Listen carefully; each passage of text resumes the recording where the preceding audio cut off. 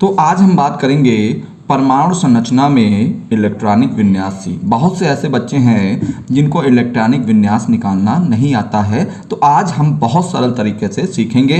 तो वीडियो के साथ बने रहिए। चलिए स्टार्ट करते हैं। देखिए, आपको सबसे पहले इलेक्ट्रॉनिक विन्यास निकालने के लिए आपको आना चाहिए आप बाऊ का नियम। ठीक है, मुझे आप बाऊ की डिफिनीशन से कोई मतलब नहीं है, आपको मुझे ऊर्जा स्तर बताना है कैसे भरते हैं। तो चलिए देखिए, ध्यान से देखिएगा। देखिए, पहले क्या है, आपको बना लेना है 1 2 3 4 5 6 7। ठीक है, 1 से लगाकर मैंने कितने तक लिख लिया, 7 तक। फिर क्या किया, ऊपर नीचे एक एक छोड़ दिया, 2 3 4 5 6। ठीक है, इस बार क्या करेंगे, ऊपर छोड़ेंगे 3 4 5 और नीचे नहीं छोड़ेंगे। फिर क्या किया, 4 और 5। ठीक है, अब ध्यान दीजिएगा आप लोग, यहां पर मैं लिख दूंगा S,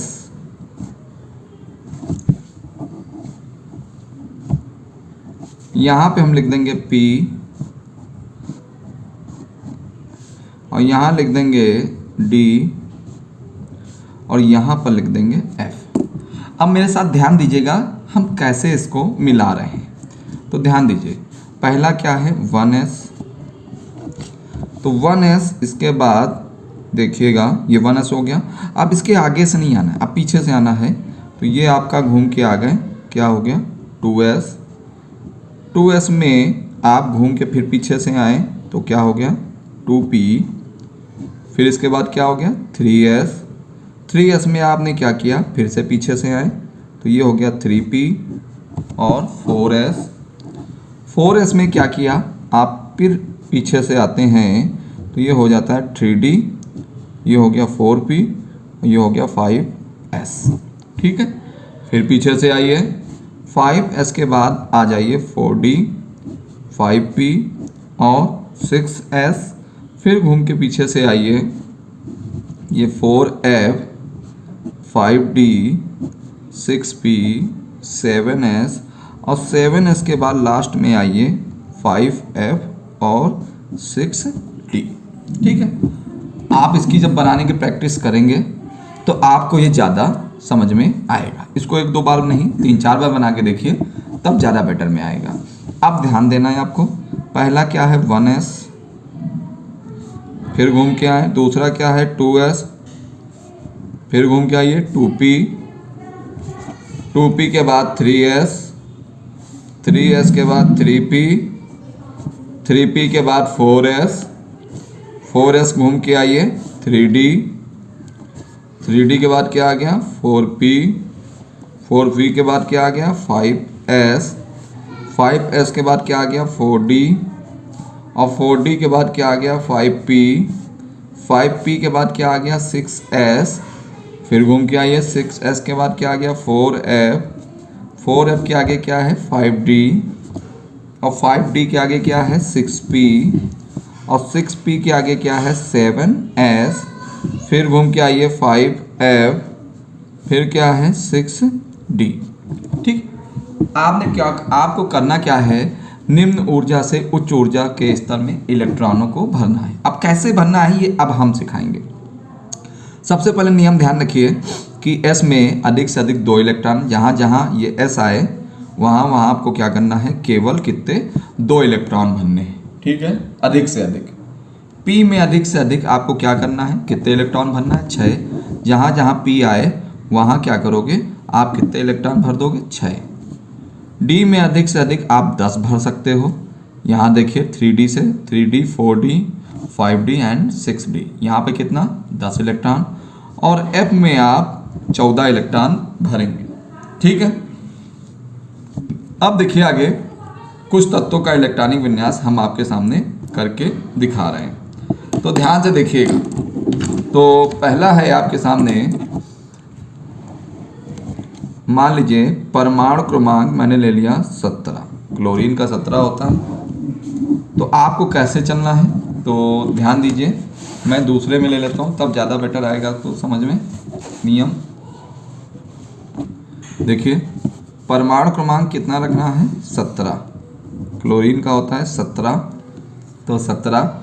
अब देखिए पहला क्या है 1s, 1s, और मैंने s में आपसे कितने कहे, आपको s में 2 भरने हैं, p में आपको अधिक 6, d में 10 और f में कितने भरने हैं 14।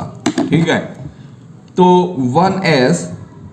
1s में कितने जाएंगे 2, फिर क्या है 2s, s में कितने जाएंगे 2, 2p, p में कितने जाएंगे 6, फिर क्या है 2p के बाद 3s, s में कितने जाएंगे 2, फिर क्या है 3p, p में कितने जाएंगे, तो अब रुक जाइए। देखिए आपके पास परमाणु क्रमांक कितना है 17, तो आप 17 इलेक्ट्रॉन भर सकते हैं।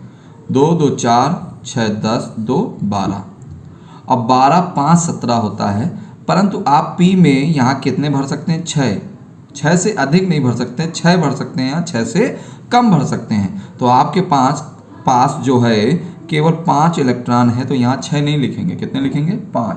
अब देखिए 2 2 4 6 10 2 12 5 17। ठीक है, एक और देखिए कैल्शियम का परमाणु क्रमांक 20। देखिए अब क्या है 1s2, दूसरा क्या है 2s2, s में 2 भरने हैं, फिर क्या है 2p6, फिर क्या है 3s2, फिर क्या है 3p6। ठीक है, अब गिन लीजिए कितने हो गए, 20 से ज़्यादा नहीं होने चाहिए। 2 2 4 6 10 2 12 6 18।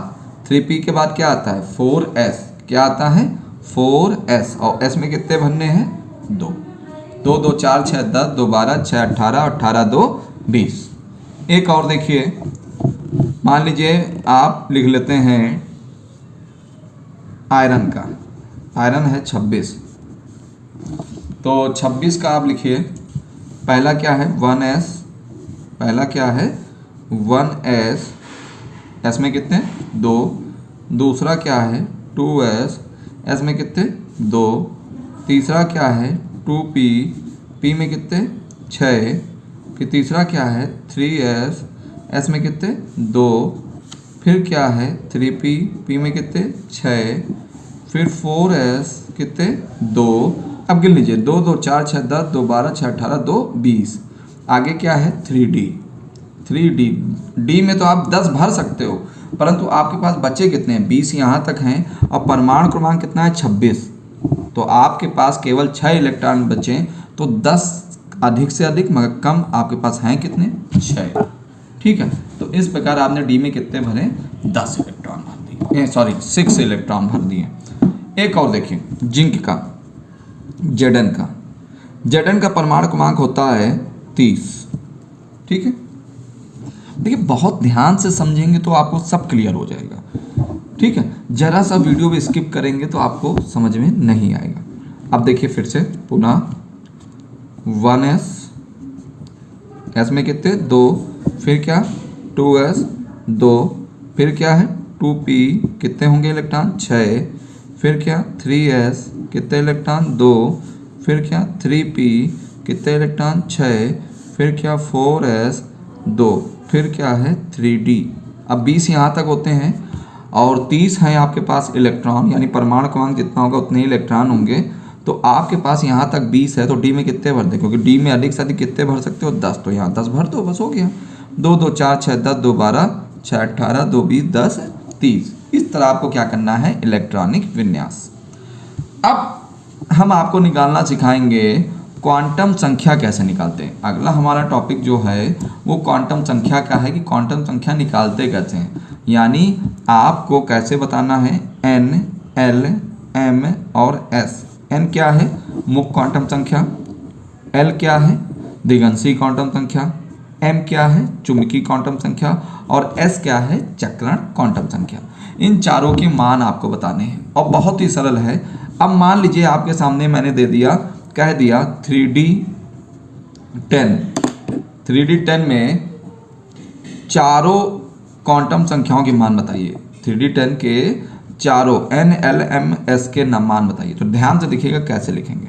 देखिए जो सबसे आगे संख्या दी होती है वो n होता है। क्या होता है n बराबर कितना हो गया 3, हमेशा जब आगे जो संख्या दी होगी वो होगा n। इसके बाद कौन आता है? l। अब l निकालने के लिए सबसे पहले आपको क्या करना पड़ेगा? यहाँ पर s p d f, s में 0, यहाँ 1, ये 2, ये 3, ध्यान रखिएगा। अब ध्यान दीजिए, आपने क्या निकालना है? l। l निकालना है। l तभी निकाल पाओगे यहाँ जब देखोगे ये कौन सा उपकोष है? d, और d के नीचे कितनी संख्या आ रही है? 2। तो जहाँ d 2 है वहाँ पे वही l का मान होगा।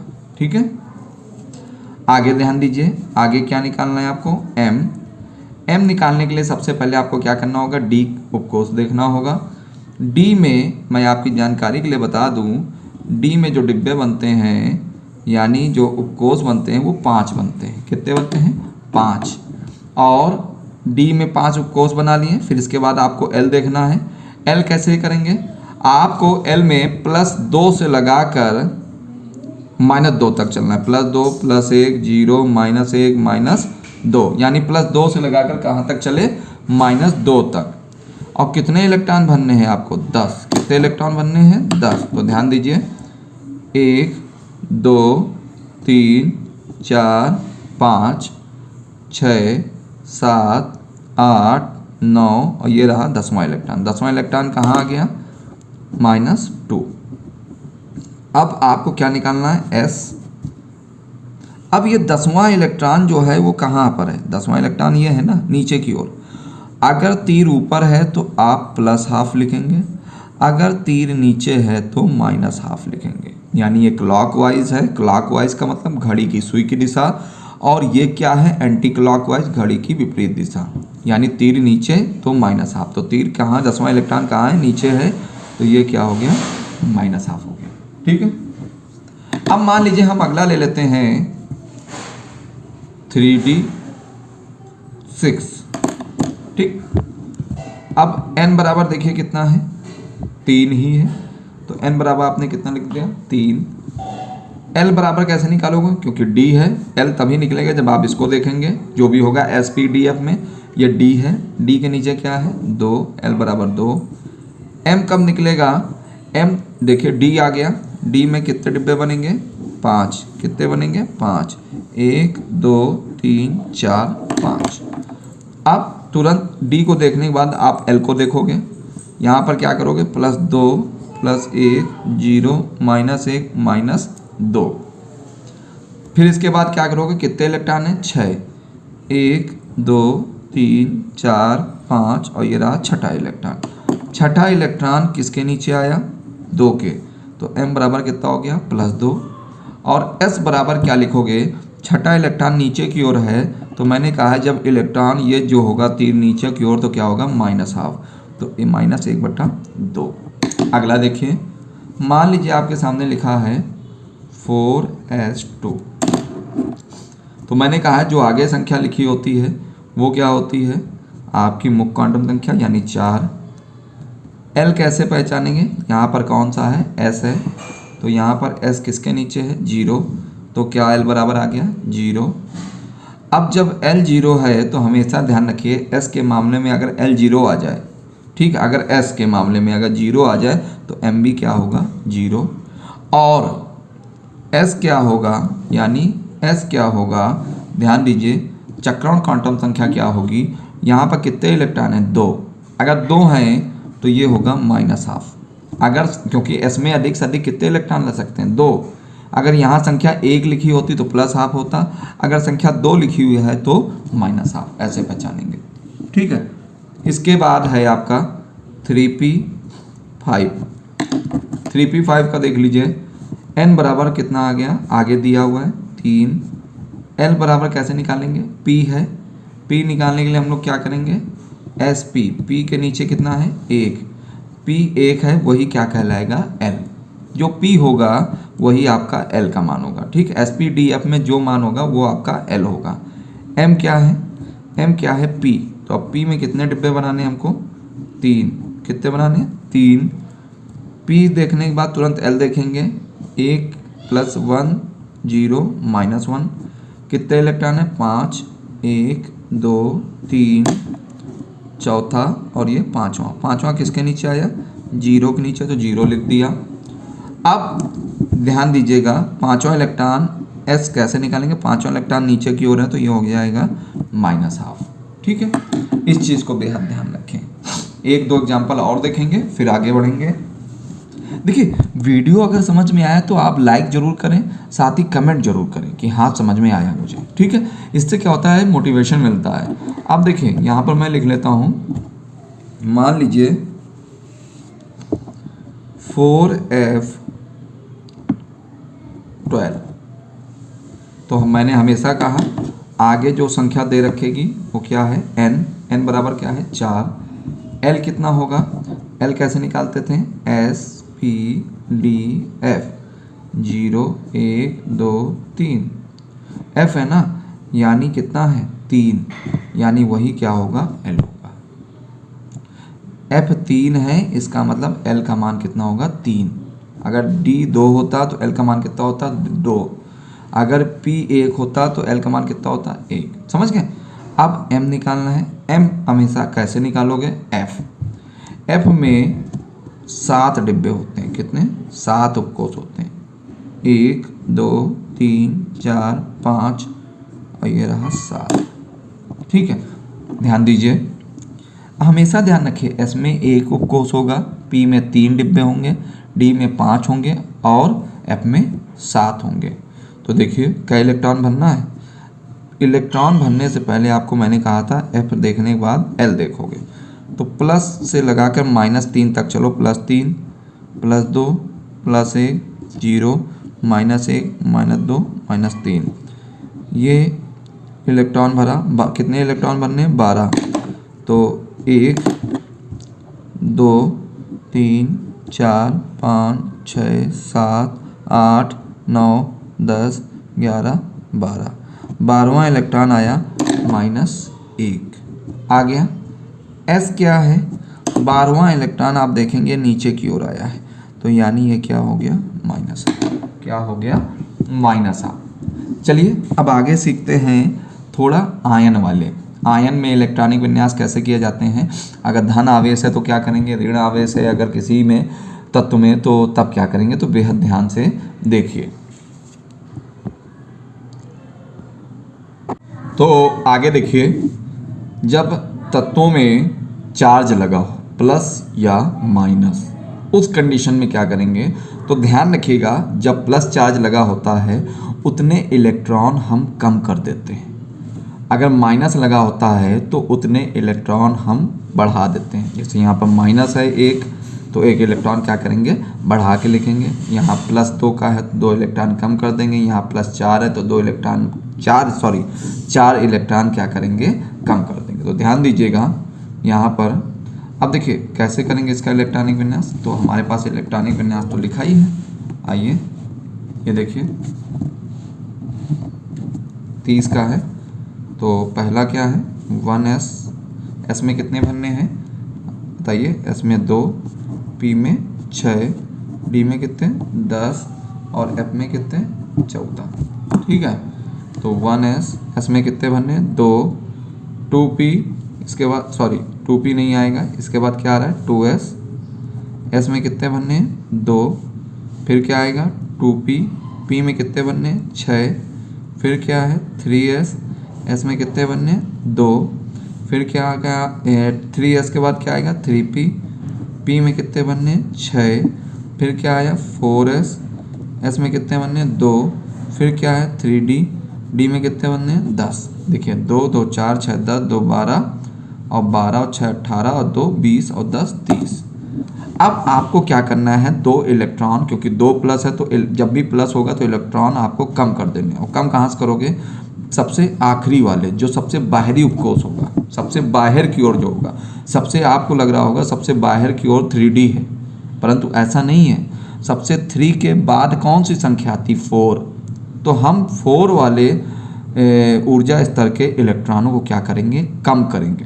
ध्यान दीजिएगा 3d के इलेक्ट्रॉन मत कम कर दीजिएगा कि आपने क्या किया d में से 2 काट दिए, इसके नहीं कम करना, ये तो अंदर है। 3 के बाद 4 आता है तो हम इसके 2 इलेक्ट्रॉन कम कर देंगे। तो क्या लिखेंगे 1s2 2s2 2p6 3s2 3p6 और 4s2 कट गया, ये बचा 3d10।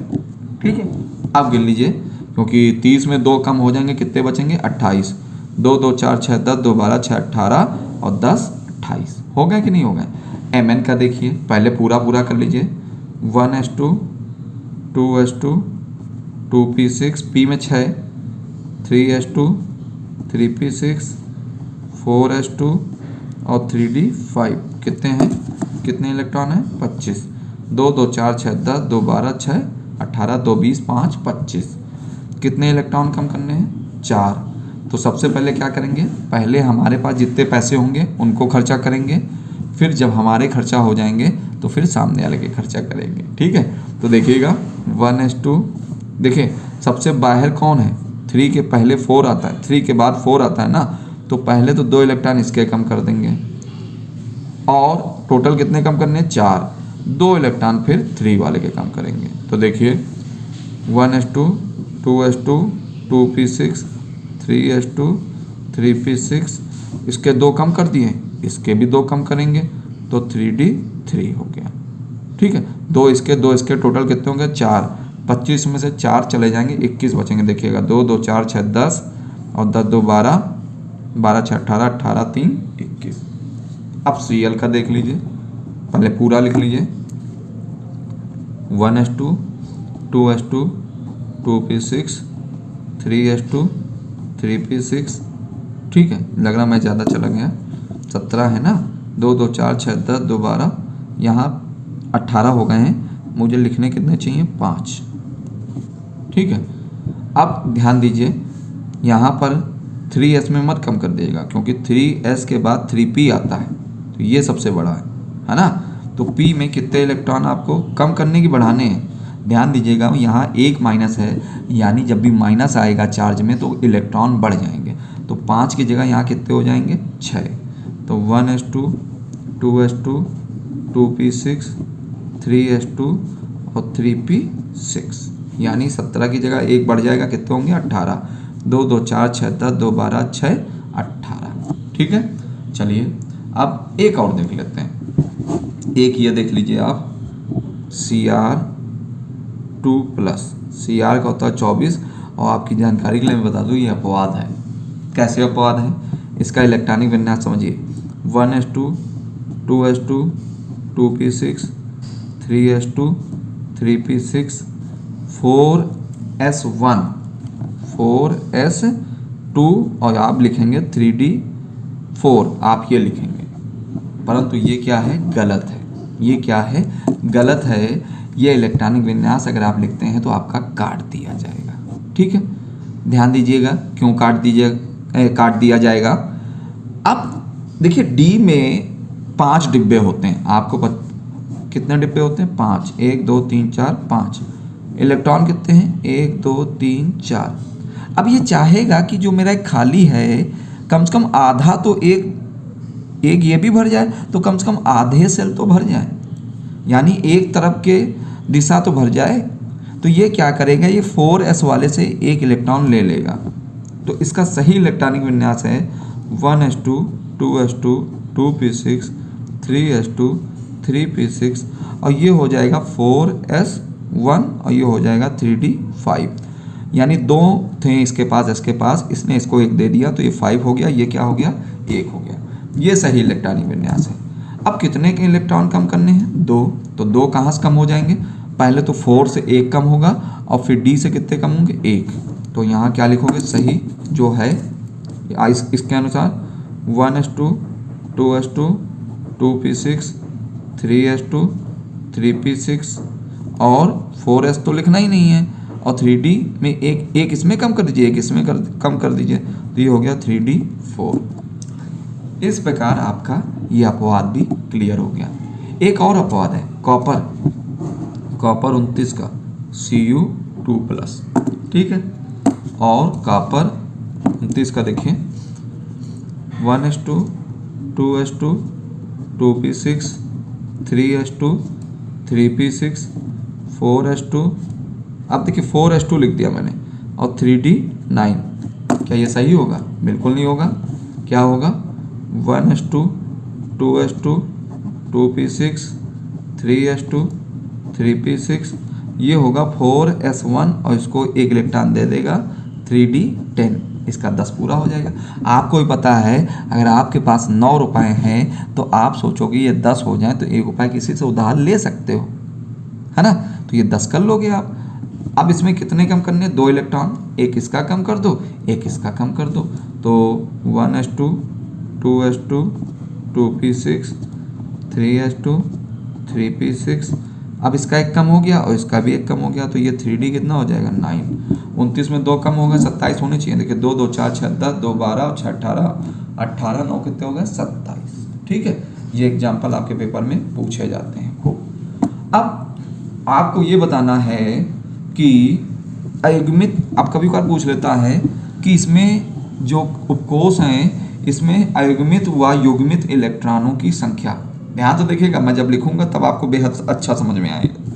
ध्यान से देखिए, आपके सामने क्वेश्चन आ गया, मान लीजिए पूछ बैठा 3d5 में अयुग्मित इलेक्ट्रॉनों की संख्या, तो आप लिखोगे पहले तो क्या करोगे 3d5, d है, आप चारों क्वांटम संख्याओं के मान नहीं निकालोगे, आप सीधे सीधे लिख दोगे। क्या लिखोगे, ये d है, d में कितने होंगे डिब्बे, 1 2 3 4 5, और कितने इलेक्ट्रॉन है 5, 1 2 3 4 5। अगर पांचों एक ही दिशा में है, समदिश हैं, केवल एक इलेक्ट्रॉन भरा है सब में, तो देखिएगा ये अयुग्मित है। क्या है, अयुग्मित है। तो ध्यान देखिए, एक ये अयुग्मित है, एक ये अयुग्मित है, ये अयुग्मित है, ये भी अयुग्मित है, ये भी अयुग्मित है। क्यों, क्योंकि सिंगल सिंगल भरे हैं। तो कितने कितने अयुग्मित इलेक्ट्रॉन हैं, 5 अयुग्मित इलेक्ट्रॉन। नहीं समझ में आ रहा तो वीडियो के साथ बने रहिए, समझ में अभी आ जाएगा। अब मान लीजिए लिख दिया 3p6, तो p में कितने डिब्बे होते हैं, 3, कितने इलेक्ट्रॉन है 6, 1 2 3 4 5 6। अब देखिए प्रत्येक डिब्बा जो है दोनों इलेक्ट्रॉनों से भरा है। जब दोनों इलेक्ट्रॉन होंगे तो ये क्या होंगे, युग्मित। कोई भी अयुग्मित दिख रहा है, कोई भी डिब्बा आपको खाली सिंगल दिख रहा है, नहीं।